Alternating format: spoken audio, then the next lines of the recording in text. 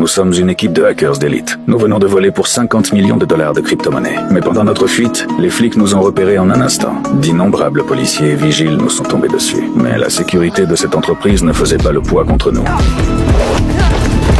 Nous avons réussi à nous échapper. Mais en attendant l'ascenseur, la police nous a rattrapés. Leur capitaine était extrêmement agile et redoutable. En quelques mouvements, il a mis plusieurs de nos gars au tapis. À ce moment critique, j'ai sorti mon arme par derrière et j'ai pris le capitaine en otage. Les flics à l'extérieur étaient complètement impuissants. Ils nous ont regardé traîner leur chef dans l'ascenseur sans rien pouvoir faire. À l'intérieur, le capitaine a essayé de se débattre de toutes ses forces. Mais un homme seul n'avait aucune chance contre nous tous. Finalement, nous l'avons solidement ligoté dans la cabine. Nous avons immédiatement foncé vers la plateforme de saut sur le toit. Et sans la moindre hésitation, nous avons sauté dans le vide. Nous avons ouvert nos parapentes en plein vol pour nous échapper. Au même instant, l'ascenseur qui montait a été pulvérisé par notre bombe. Ses collègues l'avaient supplié d'abandonner la poursuite. Mais ce grand malade a pris une décision incroyablement audacieuse. Il a attrapé un touriste et a sauté du bâtiment juste derrière nous. Grâce à un coussin d'air gonflable au sol, il a atterri sain et sauf et a pu rejoindre son équipe. Ils ont continué à nous traquer comme des chiens enragés. À ce moment-là, notre zone d'atterrissage était déjà encerclée par les vigiles. Mais personne ne s'attendait à ce qu'on soit aussi doué en combat. On a mis tous les gardes KO en quelques secondes. Ensuite, nous nous sommes dispersés pour nous déguiser et nous cacher.